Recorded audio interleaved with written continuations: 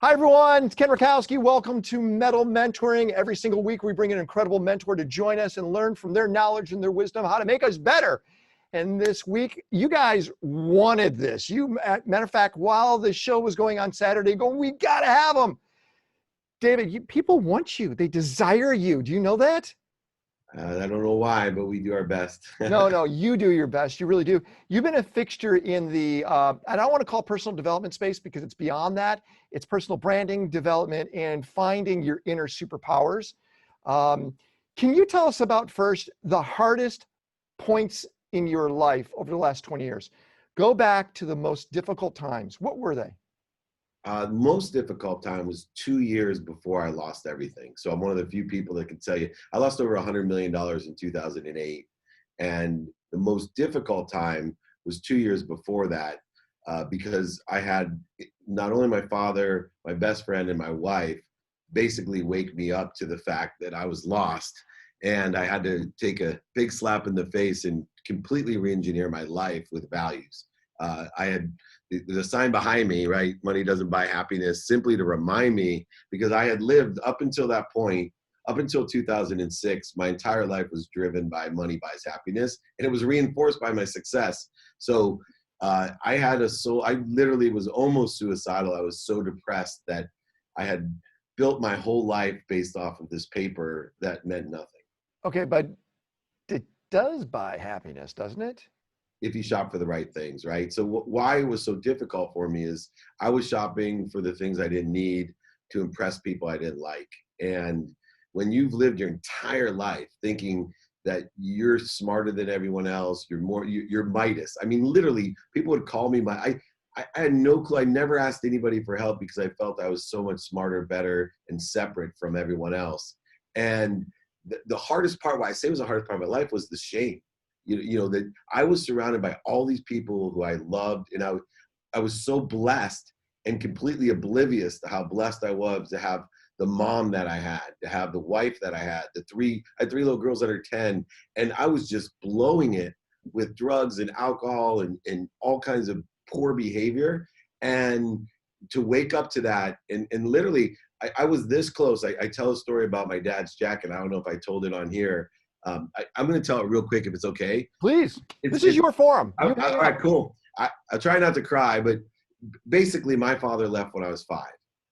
At 10, and he was my hero. He was back in the 70s, so I didn't know what a deadbeat dad was, but my dad was rich, married a girl closer to my age than his, drove around in a convertible Cadillac, and my mom drove us around in a station wagon, 6 of us, worked 2 jobs, packed my dinner in a paper bag. And I used to tell her, why can't you be more like dad? Meanwhile, he wasn't paying any child support. I didn't realize what a jerk he was till I was 10. And at 10, the reason I realized what a jerk is, not only did he forget my birthday at 10, but he lied to me. He said, hey, I didn't forget your birthday. I just don't believe in birthdays. And I was smart enough at 10 to realize my dad was an overseller, back-end seller, liar, cheater, and manipulator. And I hated him. I hated everything about him because of that. But when I was 30 years old, and what happened was I got a big birthday present, first one in 20 years. I hadn't really talked to my dad that much. It only caused me pain for 20 years. I put on this beautiful sport coat he gave me, and I started to cry. And my wife said, why are you crying? I said, because it fits perfectly. He actually called somebody and got my sizes. So I opened it up to see if it said, especially made for Dave's 30th birthday. He had torn out all the pockets. And I immediately get upset. I'm an ego-based guy. I call him. I said, Dad, why are you punishing me? He said, what are you talking about? I said, you gave me a gift I can never wear. He said, well, it's not for wearing. It's to hang in your closet. You can't take anything with you when you're gone. This will remind you should be buried in that jacket. It should remind you money doesn't buy love or happiness. I don't want you to be just like me. You're just like me. You got to learn that money doesn't buy love and happiness. And I told him, F you. I'm nothing like you. You're a liar, a cheater, manipulator, back-end seller, overseller. Bye. Now comes 2006. I take my best friend golfing. I'm now running Lee Steinberg Sports and Entertainment, most notable sports agency in the world, surrounded by the best people and the best events. I asked my best friend, Rob, who I've known since the 4th grade. He actually asked my wife to go steady for me at 6th grade camp, and then embarrassed me. He's like, dude, she said no. Tell him to ask me himself. So I threw an egg at my wife in the 6th grade, And it took me years to redeem myself. Anyway, I'm golfing with them and I said, dude, you should come to the Masters with me. He goes, I don't want to go to the Masters with you. I'm like, what are you talking about? We can go with Warren Moon and, Shannon Sharp and all these guys. It's the best event in the world. Rob Angel can come with us. I know he's here. And he goes, dude, I do not like who you hang out with or what you're doing. And I looked at him. I said, come on, man. You know I'm not doing what those guys are doing. He said to me, you can lie to me, but don't lie to yourself. Now, 2 weeks later is when my life changed. This is the low point. I went to the Grammy Awards with Little John the rapper. I lied to my wife, told her I had a business meeting because she didn't want me to go. I'd been partying too much, she said, and I needed to spend time with the family. I came home 5:30 in the morning, completely wasted. She was waiting for me. Huge home in Rancho Santa Fe. I had the Ferrari, the Porsche, the boat, the motorhome, anything I wanted to buy, I could buy. She looked at me and she said, David, I'm not happy. And I said, what are you talking about? Look around. Look around you. She goes, I'm not happy and I'm going to leave you. You need to take stock in who you were and what you want to become because you're going to end up dead and I don't want to be around.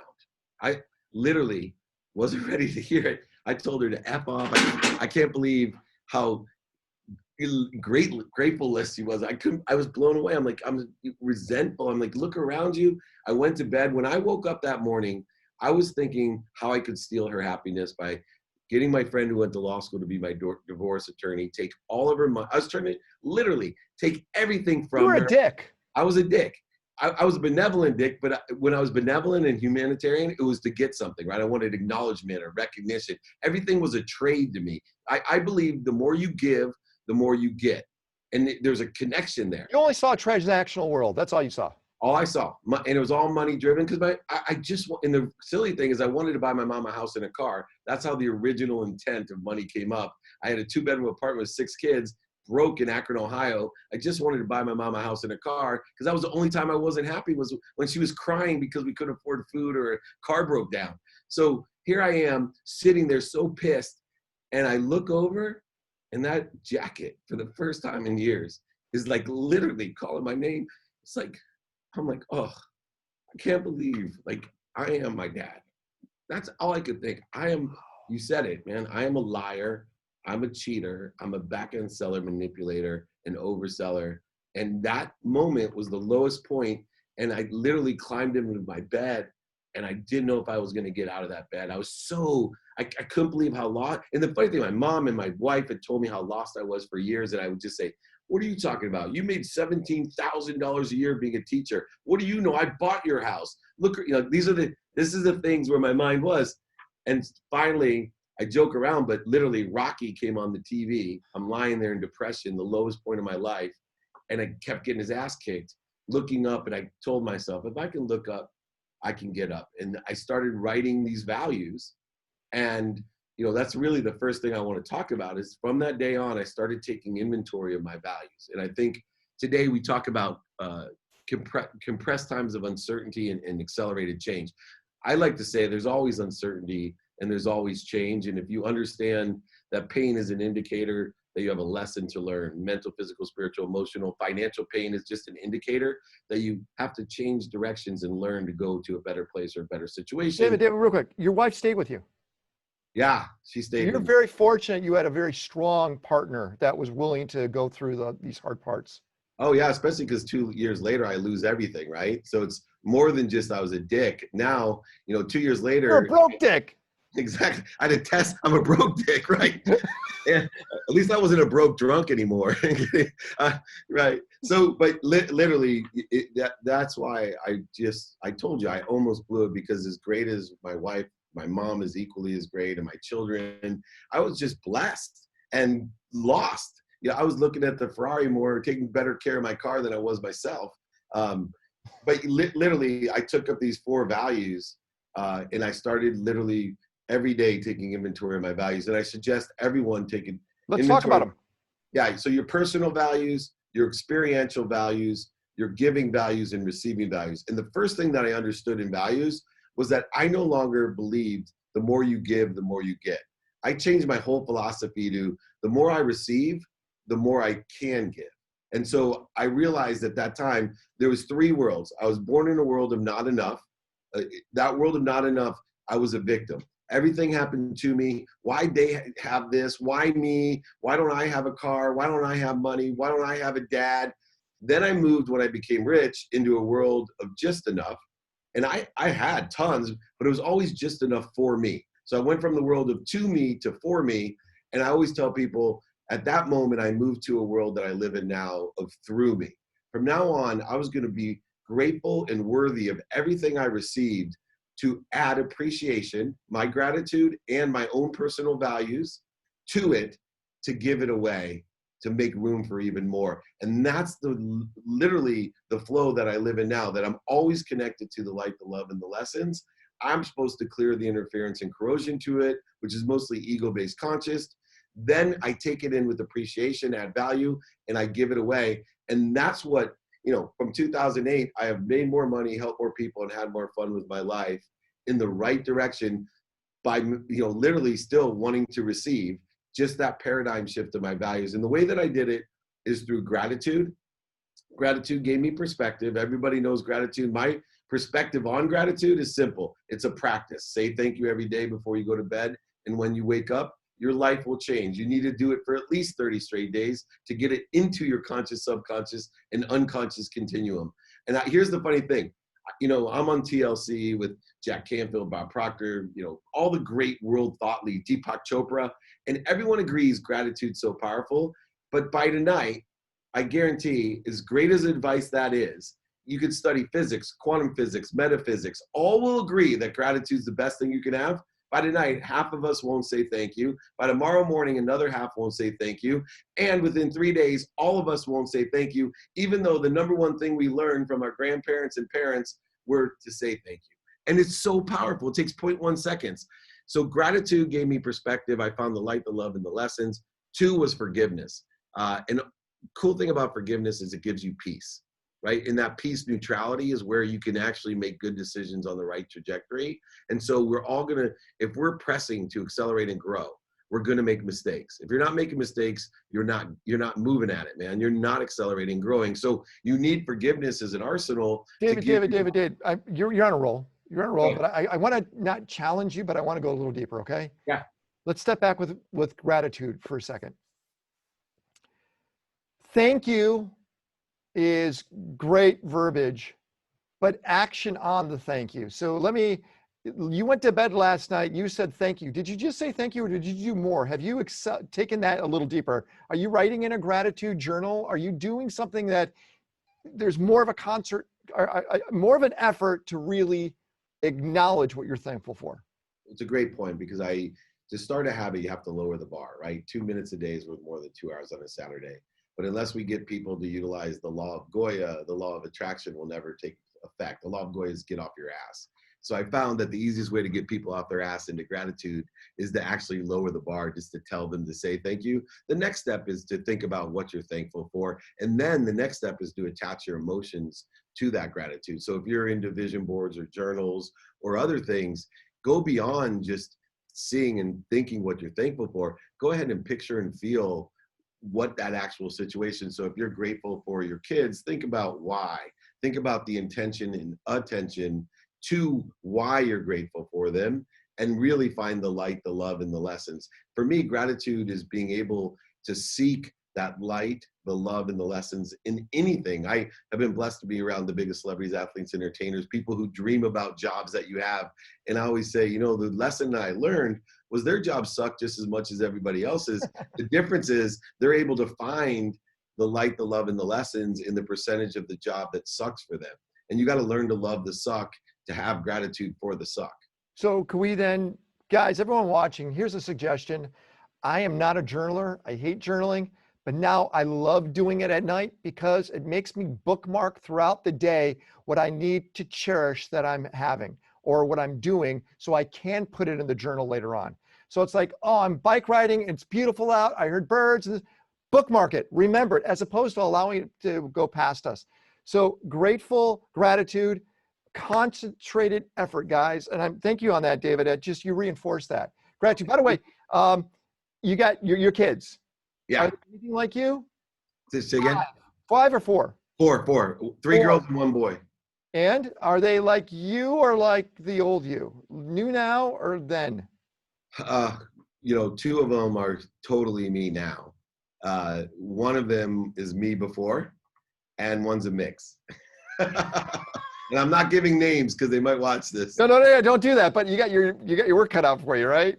Yeah, it's wonderful. One of the other tricks of gratitude is one of the things I was going to talk about is being a student of your calendar. Okay. It's the best advice that I can give people. Studying, to me, the word is so powerful because people look at their calendar just like they look at other things. They don't pay attention to it. They especially don't give intention to it. And the mathematical equation of my luck, I've always been a person that's like, man, that guy's so lucky, is that I pay attention to and give intention to the coincidences I want. I believe it's a mathematical occurrence, attention plus intention. So if you're grateful, use your calendar as a journal to study what activity you have planned or you had planned. Study the activity you don't have planned, meaning the blank space, the empty space in your calendar. When you pay attention to and give intention to all that blank space of time and it's a lens not just of gratitude, but a lens of productivity, how much value can we provide to others, and a lens of accessibility, how accessible are we to others, and how are we accessing what we want? I don't think there's a why problem in the world. I think there's a what problem. I think everybody knows their why is to help somebody or something, but they don't know what they want. And then when you don't know what you want, there's no way it's going to be the coincidence that occurs in your life. It's like going through without a map. You can adjust and move and pivot, but you should at least know what you want for that day. I believe in taking inventory every day and journaling through my calendar every day. Now, not only study what you have planned but also plan your sleep, meaning study sleep.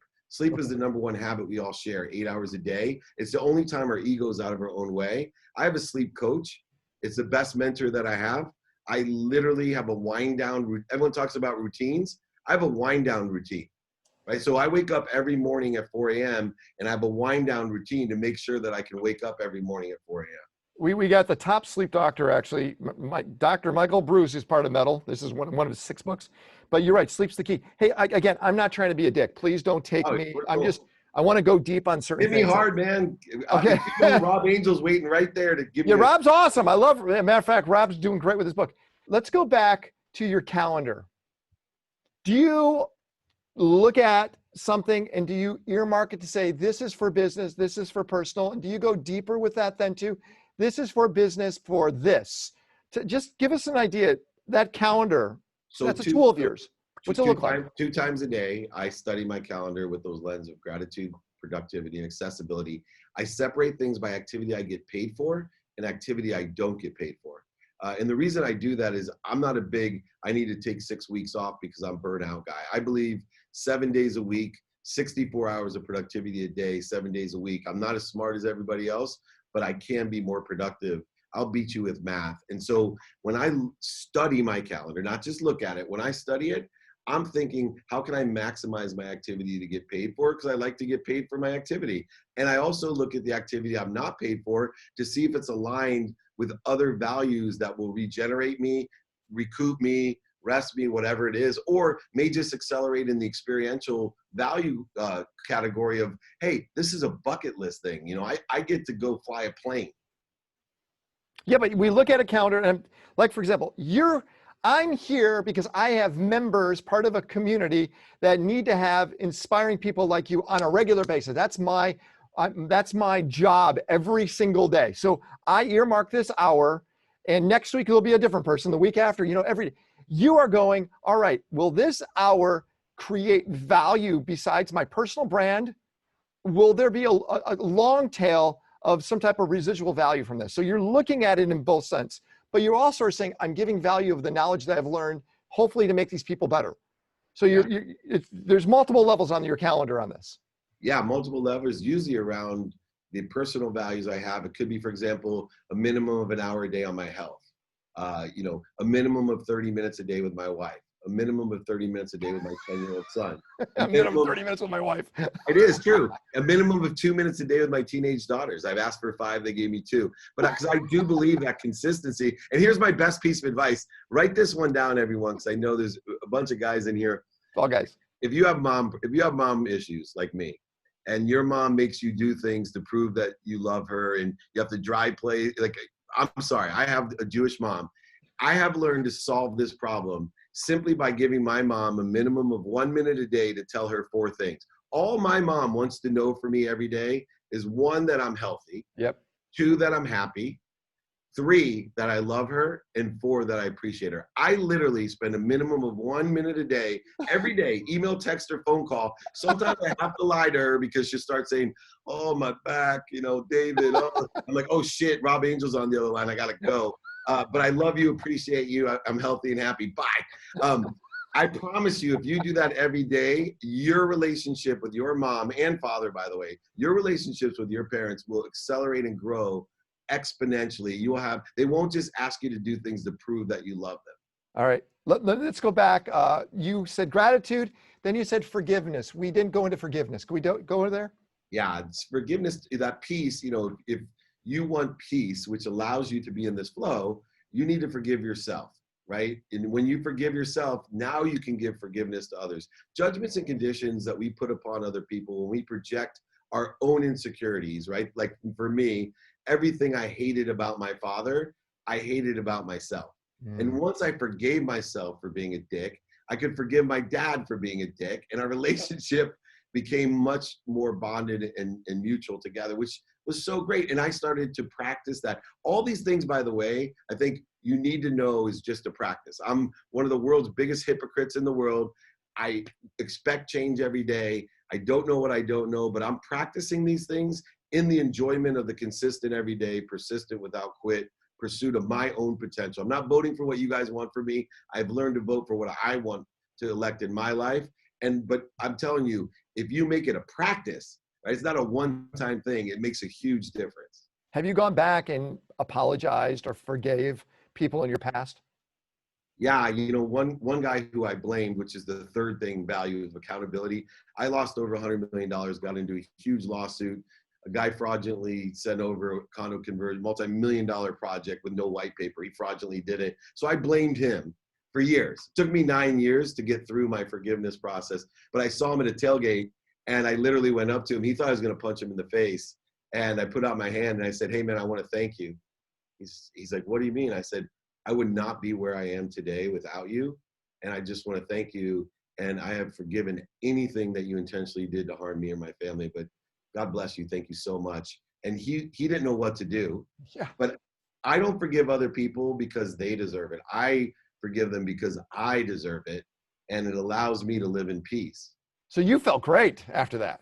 Oh, yeah, I still feel great. And I still question whether I can forgive the unforgivable. I read these great inspirational stories about people that are able to forgive, things that have happened to their family intentionally. And I sit there and go, have you reached that level of enlightenment where you can forgive the unforgivable? And I'm not sure I've processed and learned that practice as well, but I'm striving to do that. Wow. Do you watch TV? Yeah. So unfortunately, one of my superheroes is Axe from Axe Capital. I know Axe. That's one of the shows I watch. Right. But you look at him, he's so insanely flawed on so many levels, but his drive is what just ignites us, that drive. But as we watch it as a character going, damn, man, what an idiot. Look what you're doing. You're devastating all this. But that drive, I'm guessing Axe is somebody you admire, but also see all the flaws in him, right? Absolutely. And I love the fact that he can illuminate it, right? Like, so one of the lessons of illumination that I've learned is that we're all flawed, but can we live honestly within what we're working on? And then he's able to, have that extraordinary drive, which I love, right? That consistent, persistent behavior, completely competitive, but he'll illuminate the fact that I'm fucked up, right? Excuse my language, right? No, you're right. But when the apology side, because he has gone through the seasons apologizing and you saw him grow. It's taken us 6 seasons or 5 seasons to get to this growth part. And I look at someone like you that has gone through trauma in business, trauma with your personal health, and apologizing. It looks like it's that next level where you raise yourself so you can actually grow even more. You need to get those apologies and those forgivenesses behind you as platforms.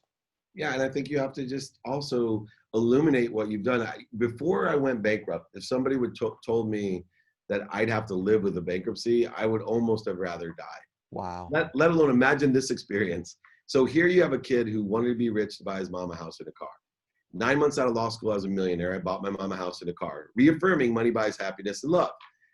I now lose everything from being an idiot. And I not only have to go tell Lee Steinberg, who hired me because I was Midas, because athletes go bankrupt, 75% of them. I was the icon of how we were going to take care of these kids and be rich. But worse than that, I have to go to my mom, who I just realized that I forgot to take her house out of my name when I bought it. Oh, So I lost her house. So I had to go knock on her door, tell her that I'm bankrupt.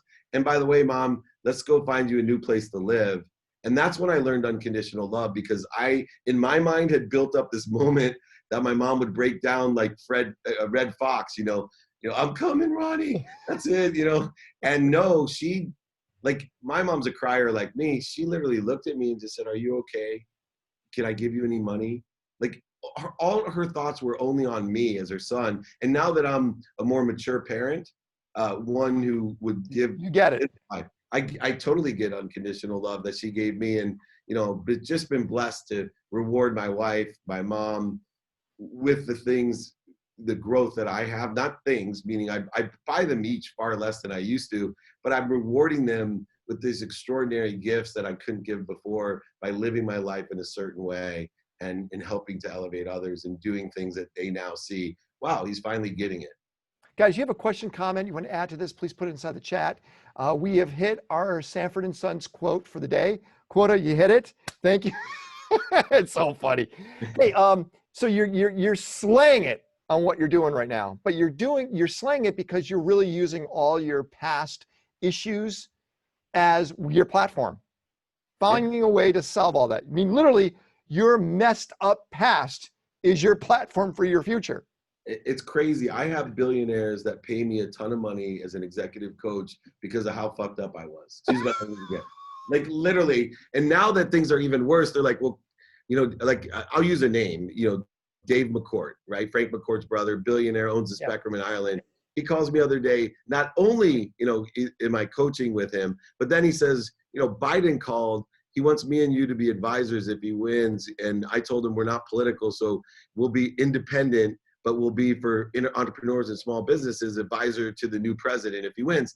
And I'm sitting here going, what world am I living in that I bragged to everyone that, I used drugs, I used alcohol, I was an asshole, like lost my money, and I went bankrupt. I don't even know what I was doing with money. Like, I'd rather have Rob Angel, who everything he touches turns to gold. Yeah, but let's face it, you're a VC, I was a VC also. What do we do when we look at a business we're going to invest in? We want a CEO that has had failures. We want to see those because those scars are it. Hey, let's go to James Golden. King James, you have a question? Unmute yourself and ask David your question. Go for it. Good afternoon, David. Great to meet you. Good afternoon, Metal Men. So, David, an honor and a pleasure to be part of your candid expression here. I'm currently spearheading a series of weekly Living Regally roundtables with sessions with the Knights of Metal. So I wanted to ask you, as I asked the fellow Knights of Metal, what does living regally mean to you, and why is the principle of being regal important and relevant at this time? I think you're kind of touching on some of the values that are universal here. And then just to finish off, as a model of leadership and success, certainly outward success, can you expand on practical ways to live regally and present the optimized versions of ourselves in the boardroom, work, and business? Sure. And number one, to live regally is to have one simple guide, which is to be kind to your future self. Kindness is so easy. I tried to simplify my own actions, thoughts, words, beliefs, and kindness seems to be that North Star for me. And if I take kindness and then add to it to be kind to my future self, so not just kind today, but to have the experience, situational knowledge, and dummy tax that I paid in order to effectuate not just what other people would perceive as kind, but to look in the future and say, this is actually something that's kind, environmentally, socially, equality wise, whatever it is, to my future self. And, you know, that blessing that we were talking about, the dummy tax that I paid, is one of the mechanisms that allow me to do that. As far as pragmatic ways to effectuate living in that mechanism, you know, I think that there's one really simple way, which I call ask and attract. I think for me, the simple thing that people don't do is ask. They don't ask how they can be of service or value. And I think it's an important question that needs to be asked of everyone, because we can provide value to everyone, no matter what our circumstances are. People call me that are depressed, anxious, even suicidal, and beyond seeking professional help. I told them one of the secrets that I have is go do something for somebody else, right? It'll immediately make you feel better. It's a great truth to be of service or of value. Go volunteer. And if you can't find someone to help, go pick up some trash or put a cart back at the grocery. Those simple things, you know, there are no big or little in the universe. These acts all carry the same energy of truth, and they will change you. And then the more important question to ask that changed my life, and I always say, people say, can you give one reason how you could lose that much money? That's because I never asked for help. So I tell people the key question in life is to ask, do you know anyone that can help me?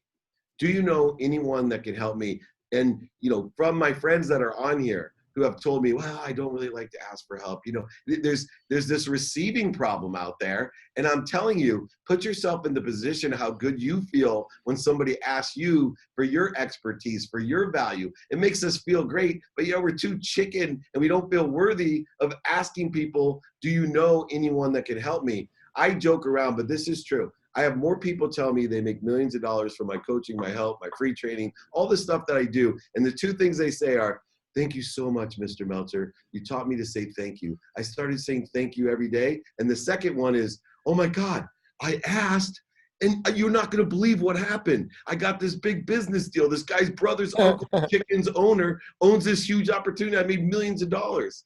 Two things. So what do you need help with?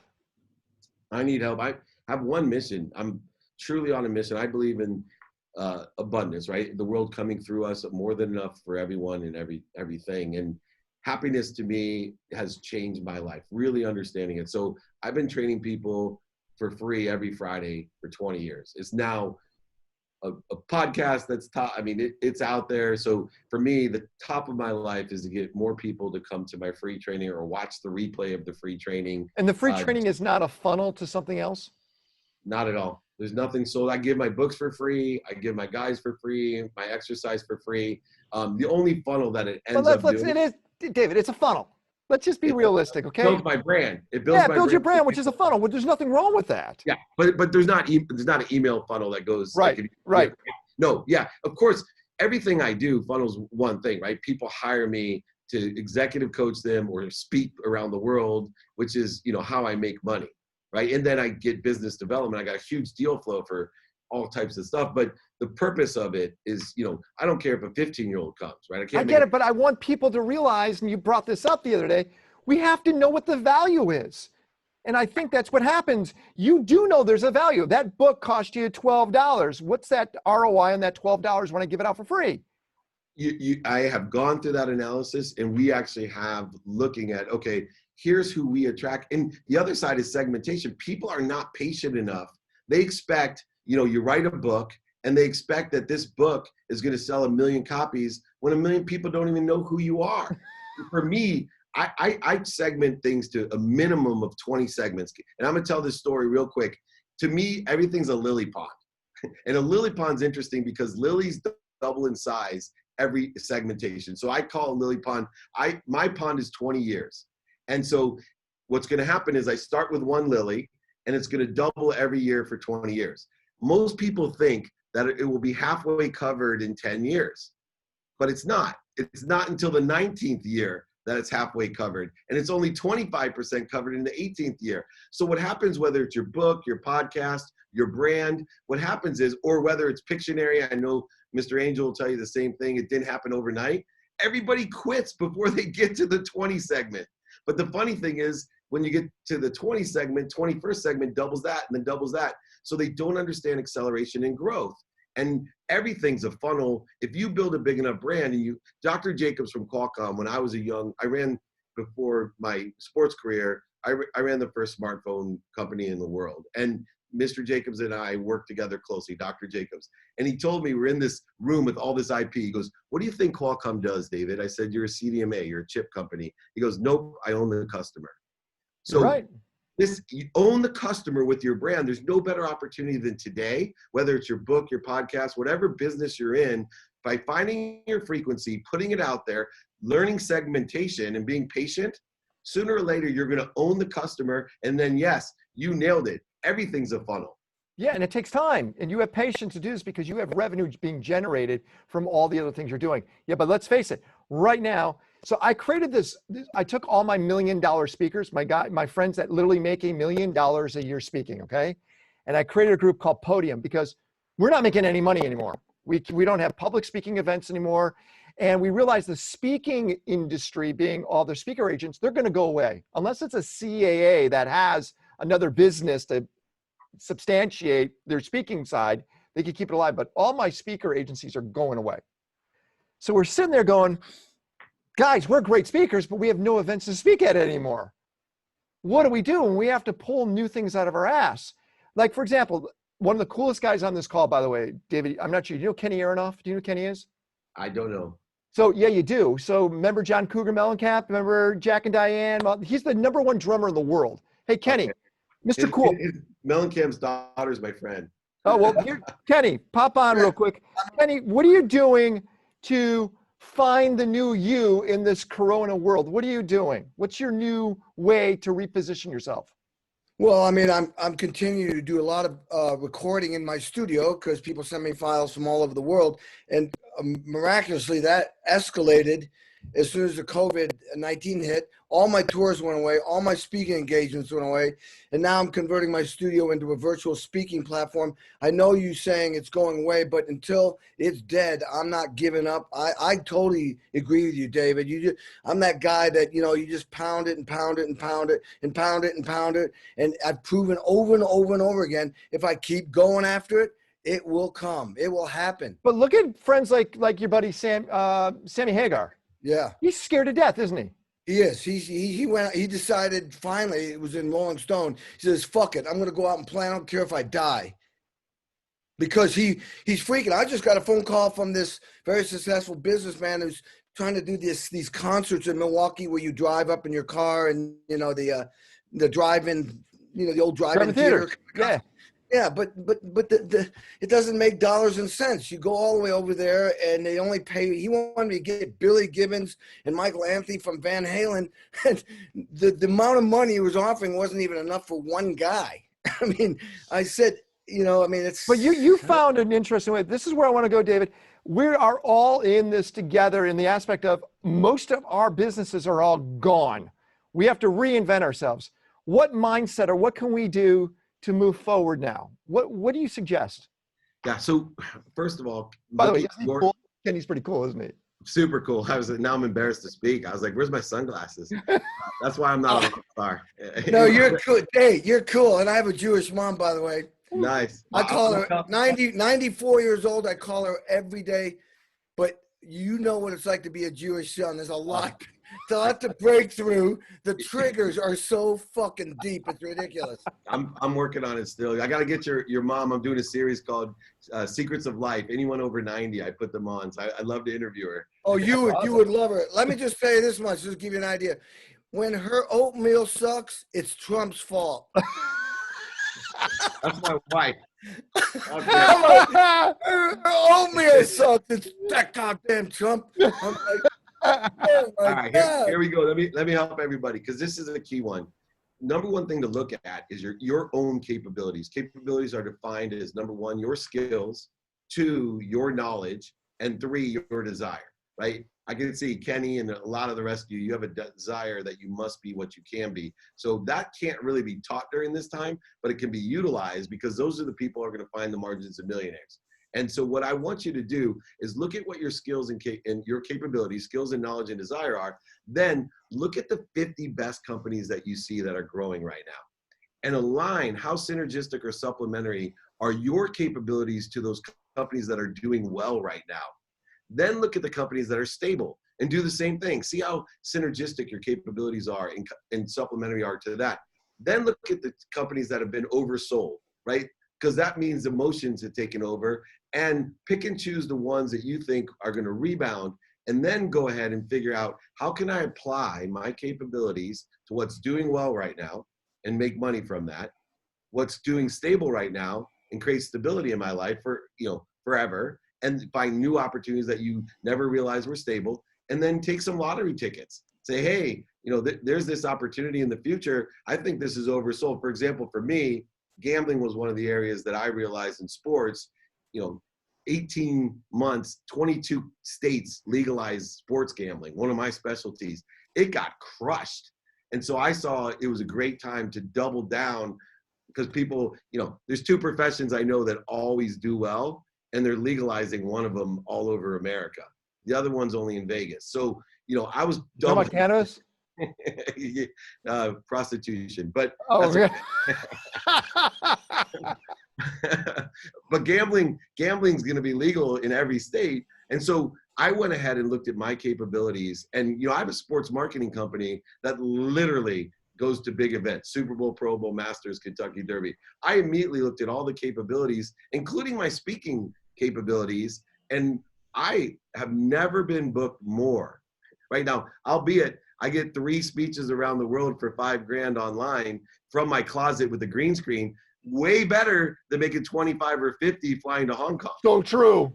Yeah, all because I don't have an entourage. I don't pay for any dinners. My wife, I'm netting more money, and I sometimes don't have to wear pants. This is amazing. Let's stay away from that. Yeah, please. By the way, let's go to Rob, your buddy. He's got a very, very perfect question. Walk the walk, talk the talk. Mr. Pictionary, what's your question? Rob, unmute yourself. He's scared. He's scared. What happened, Rob? I'm afraid of a lot of things, but you're not one of them. Ah! That's my man. Clearly, David and I have known each other a long time. And How do you guys know each other? Oh, God. Past lives. Past life. Our friend Warren Moon invited and introduced us about 15 years ago or so, and we fell in love with each other. And then Warren got jealous the very first time we spent the whole night together speaking. Rob is the embodiment of just cool also. He's so comfortable with who he is. He undersells himself. He really does. Not in a negative way, by the way, Rob. Rob, what's your question for Dave? Because I think you have a great question. Yeah, Dave, as you said, we've known each other, and I've seen your growth over the last 15 years. When I met you, we had a connection, but your growth as a speaker, a teacher, a mentor, and you've been mentoring me forever. But is there something that you talk about, you preach, that you don't do yourself, that you're not walking the walk, but you know it's going to have value? Oh, yeah. So one of the best things about mentoring, if any of you want to be an executive coach, is the hypocrisy of coaching. I can't tell you every day when I'm on the call, including sometimes with Rob, and I'm like, man, that's really good advice, Dave. You should take it. And it is. I think for me, most of the things that I'm the biggest hypocrite on is the ego-based things. And I'm going to list them off because I'm very aware of what I'm working on. One is the need to be offended, the need to be resentful, the need to be guilty, the need to be right, the need to be inferior and superior, meaning separate. These are some of the key things that, I teach people all the time about, hey, you don't have a need to be offended. And then Rob won't invite me somewhere. And I'm like, oh, I kept so offended. Rob left me out, literally in minutes sometimes. So I would say understanding the ego is my biggest hypocrisy and the basics of what has caused the corrosion and interference between what I know exists. I'll give you one thing as well that just blows my mind. I have great faith. I believe that if you extract time from a decision, that you can make a faithful decision, because anytime that I go with my faith and make a decision, it's just a matter of time until I realize, wow, if you didn't make the ego-based decision, the one on money or the one on scarcity, it would have turned out amazing. And what happens is I get into this analysis of, okay, be courageous enough to make a faithful decision. Don't make it on money. Don't make it on scarcity. Don't make the decision in short term. And then I still either do it the short-term way or the blend way, even though I know 100% of the time if I do it on faith, that it turns out better. And I'm still a hypocrite working on having enough faith to expand the abundance. Meanwhile, I'm out there telling everyone, hey, I want over 1 billion people to be happy. And I'm still working on all the things I'm teaching. Do you suffer from the imposter syndrome? Doesn't seem like it. Not, well, so, I mean, at moments, so every single thing that I used to suffer with, it went from maybe years to months to weeks to hours to minutes. And now I try to keep it at moments. So when I do feel like an imposter, I have a stop, drop, and roll philosophy. So number one, I've trained myself to be aware of all these things historically that have caused me interference and corrosion. And so I've learned to be what I call a ferocious Buddha. I'm ferocious about when I get into ego-based consciousness, stopping, dropping down to center, being a Buddha through meditation, which I learned to do, and all these things to find neutrality and center, and then be ferocious again, like our personalities are, to be ferocious about moving in the right direction again. If I have time, I have a real quick question, story that will change everyone. So here's a simple story of how this works. And I use it, and it means so much to me, and it'll apply to everything. I have a routine. I wake up before I meditate, 10 minutes, get ready, go to the gym, 5:30, at 4:30. One Saturday, I wake up at 4:30, I walk outside, and my 17-year-old daughter's car is missing. I immediately go into ego-based consciousness. And I'm about to call her. I'm almost on the last dial. And I'm about to call her going, where the F are you? Where's your car? What the, you know, I've told you, you have to be home at 11. Right, I'm about to go off. And I get to that pinnacle of enlightenment. I'm like, stop, stop, stop, stop, stop, stop. And I don't dial the last number. I breathe through my nose. I get to center and I ask myself, why are you so mad? And then I start talking to myself. I'm not that mad. I'm scared. I'm scared something has happened to one of the most important people in my life that I'm responsible for. Then treat her that way. Don't treat her in anger. Treat her that way. So I pick back up the phone. I call her. Of course, I wake her. She answers. I said, where are you?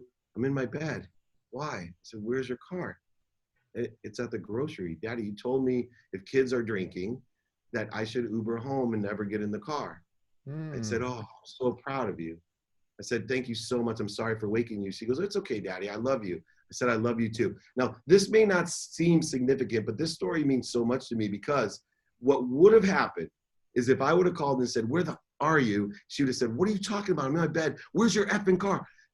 Kids were drinking. You told me not. They were drinking. You were drinking. I'm taking your car. I'm taking your phone. Distrust. Right? And then that but even worse, then this is what I realized. This is the subtleties of this ego-based consciousness that I teach. Next time she's at the grocery drinking or wherever she is, she's going to say to herself, I don't want to disappoint my dad. I definitely don't want to lose my car, and I don't want to lose my phone. I'm going to drive home. And God knows how her life's changed, my family's life changed, or even somebody else's. This is where people, they don't even realize how quickly you can accelerate in the wrong direction if you don't and aren't practicing this ego-based conscious awareness, this ferocious Buddha. And so a lot of what I teach key executives in business, because these are million-dollar mistakes, sometimes now billion-dollar mistakes. And I can track my own ego to say, at this point, if I would have learned the ferocious Buddha, I still would have the money that I had. I lost it all because I was an ego. I wanted to prove myself right. And I went through my cash. I didn't ask for help. I know exactly why I'm accountable for everything that happens in my life. And two, I'm supposed to learn from it. Pain is just an indicator I have a lesson to learn. God, that's great stuff. Again, guys, go for it. Questions, pop it inside the chat. Dave, Okay. one of the stories you told, I was at one of your first lectures or your first talks. With 3 people? You were scared shitless. But you said something that still to this day has resonated with me. You were talking about going home to Julie, and you would get in the car and you're pissed off and, oh, I gotta go home, I gotta go home. And then you just flip the switch to, I get to go home. And that was a huge influence of just that quick little itty bitty mindset. And that story has always resonated with me. Yeah, the get to do or I got to do attitude. And I know my wife even told me one time I was traveling, complaining to her every night, I miss the kids, I miss the kids. I get home, she said, go pick up your 16-year-old daughter. And I'm like, I gotta go pick her up? And she said, what are you talking about? You just have now an opportunity to spend 30 minutes with her alone in a car. You just told me how much you missed her, right? This is the mistakes we make in our head. Besides the fact too, Rob, you know, finding the superpowers. I used to drive home going, I'm in so much trouble.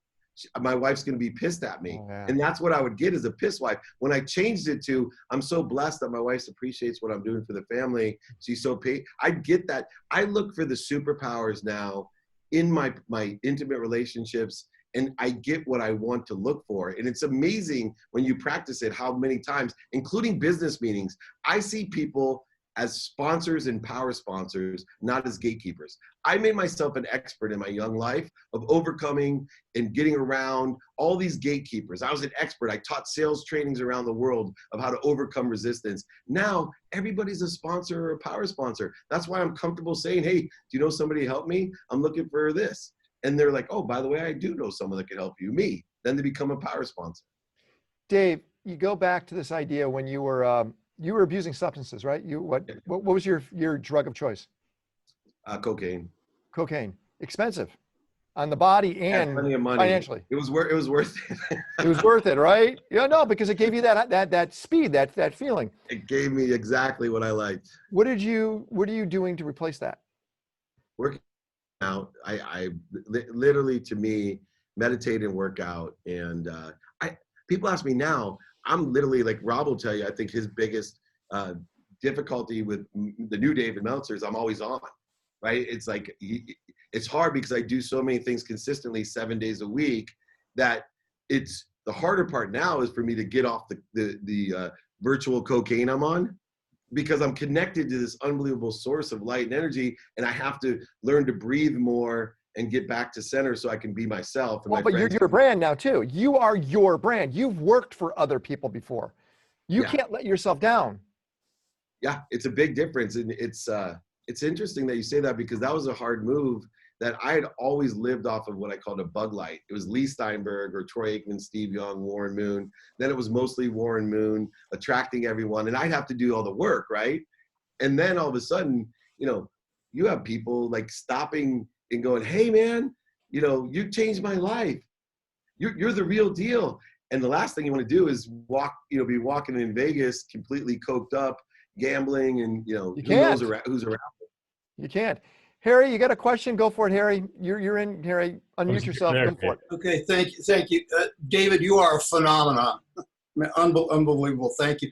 I have a question for you. The path to abundance that we hear so much about, you work with all these top CEOs. Do you think that they are the gatekeepers of the old business models, and they need to be destroyed? We've got 40,000 lobbyists and only 100 senators.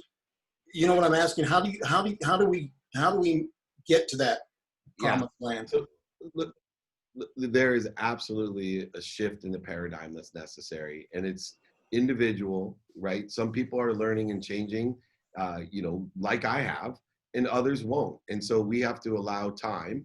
And what I like to tell people, even with our Black Lives Matter issue right now, which is very sensitive as a white man to say a word about it, because I don't know exactly what they feel or will I ever. My position is this: what role do you want to play? And two, what can I do to help you in your role?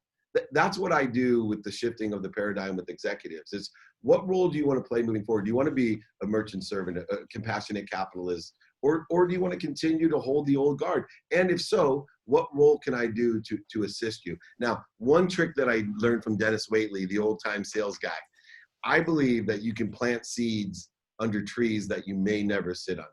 And so although I may not be able to change an executive who's old school in the avant-garde or a politician, I'm able to plant seeds, and I'm okay not getting credit when somebody else at a different frequency waters that seed and the tree grows. And if you all have children, some of you I'm sure do, I love when I'm sitting in the car and one of my kids are like, you're not going to believe what I learned from Rob Angel. He said, be more interested than interesting. That's genius. I'm going to do that. And I'm like, haven't I said that? I love having videos that can prove that I said it before. Or you taught him. Or go, yeah, I taught him to say that. I know. Come on, that's our kids. Yeah, but you're planting seeds with everyone. Remember, it's okay. You may not get the effect, but you do have the ability to plant seeds that you may never, ever sit under the trees that grow. Okay, guys, a couple more minutes left. Harak, jump in. Harak, go for it. Harak, unmute yourself, buddy. Yeah, I just did. Hey, David, how are you? Thank you so much. I just watched your talk at Thrive. That was awesome. Question for you. So I'm involved in B2B sales in the cannabis hemp CBD industry, and I just wanted to get your advice. Traditionally, I would go to events, meet people, sponsor events, things like that. Right now, it's really just finding people online, whether it's LinkedIn, cold calling. So just wanted your advice. What would you recommend going after businesses and new companies? 4 ways to go after business, whether it's in COVID, after COVID, pre-vaccine, post-vaccine. Please, everybody, I have this in a matrix. 1, you can still sell in person. You're going to see people in person. 2, on the phone. 3, via email. And 4, media, radio, print, TV, and social media, all of them. And you should have a strategy. What I do is ask and attract. So every day I ask and attract in person, on the phone, email, and media. Every day I have an ask. That's the funnel that we were talking about, right? That I have this ask, and the 2 asks are, how can I provide value or service? And usually I ask that by saying, hey, what are you doing today? What do you like about it? What don't you like it? Would it help you if? And what I put after if is what value I have. You know, I might be a great basketball player. I might be a great sales guy. I might be a great CBD guy, whatever it may be. I might be able to solve your headache. It doesn't matter. Then the more important question is, hey, do you know anybody that can help me? Now, how do I test that? Because I'm telling you, it's a math game. Can you have that 64 hours of productivity? Can you ask a certain amount of times every single day in all of those platforms? I look at my sent box every night to see how many of the sent emails I have an ask to it. Because this is not a lie. And try it out, everyone. I'll make you all money right now. 2 things I'll make you money with. 1, go ahead and anyone that spams you, have a canned templated cut and paste email asking them for business. 1 out of 10 people are interested in my business that are spamming me. It's amazing. Give an example. What do you mean by that? So I'll get a spam email from somebody about, hey, I'm a real estate, financial, so you guys get spam. I'll literally send them, here's how I can help you. Come to my Friday training. I have a private coaching group, and I do one-on-one business advisory. Let me know if you're interested or how I could be of service. 1 out of 10 people come back, either register for something or go, hey, I'm really interested in your one-on-one. That's awesome. Meanwhile, they're going to look at my stuff. That's from just spam. You can imagine people who actually like you or know you. It's amazing. Then the second thing I'm going to give to everyone, go tonight and find a place to put your phone, your wallet, and your keys. And always put your phone, your wallet, and your keys in that same spot. 80 hours a year are wasted from people trying to find their phone, wallet, and keys. I just gave you 2 weeks vacation. Everyone, 2 weeks vacation for everyone paid. Find a place for your phone, your wallet, and your keys. We got 2 minutes real quick. Last 2 questions, Michael, and then Big Paul. Michael, next question from you, and then Big Paul, you finish it off. Yeah, just real quick, David, thank you so much for this, for your time here. Just real quick, I'm a coach. I'm starting out. I don't like to call myself a life coach. I see myself as more of a guide, and I can't stand conformity. I'm discovering my own niche here. Do you have any advice for a guy like me who's just kind of starting out? And I'm ready to take that plunge, but I can't stand the comparisons. It's all money. In coaching, it's all money. The reason I became one of the top coaches is that I put my money where the mouth is, meaning any one of you want to coach with me, I'll tell you how much it is month to month. I'll guarantee profitability. F the subjective value. That's for Barney, right? I love you, you love me. Nobody makes any money. I'm in literally whatever you call me, life coach, business advisor. They call me everything, top executive coach. The reason I do well is no matter who you are, and I'll give you Kishore Lula, for example. He's the CEO of Eros Entertainment in India. He came to me. I told him it's $50,000 a month. And I said, it's month to month. If I don't make you more than 50 grand a month, don't pay me. We've been clients now for 2.5 years. And because I knew through the relationships I had, the knowledge and guidance I could give him, that I could quantify saying, look, you made $1.6 million. Do you want to keep on going on? Because their deals are so big. So I have found the key to coaching is to be able to back up what you do profitability wise, because most coaches are dealing with the purple dinosaur syndrome. They like to hug everybody and make them feel good. And pretty soon the people are like, dude, this is not worth whatever I'm paying. That's it. The last one, Big Paul, finish this off. Perfect question. What is it? First of all, thank you for coming on. Second, how do we get on your Friday coaching session?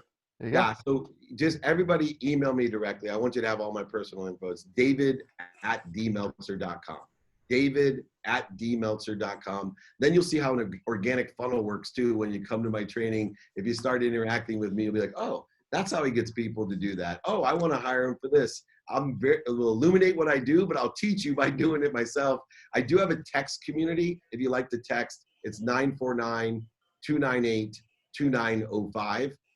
949-298-2905. So notice telephone and email, two different asks that I have going, and I purposely have all of those formats to help people in the same direction. They're right there in the chat. David, thank you so much for making time for us. Hopefully we fit into your funnel for the future. I love that, man. Thank you for the opportunity. This is a really cool group. Thank you. Hang out with us. Come on. Send me a joining thing. Also, you probably have great guys that you know that should be part of what we're doing. Oh, yeah. And I want to be part of it. Okay. But David, thank you very much. Everyone, unmute yourself and Thanks, David. Thank you. Thanks, David. You rock. Thanks, David. Bye, David. Bye, guys.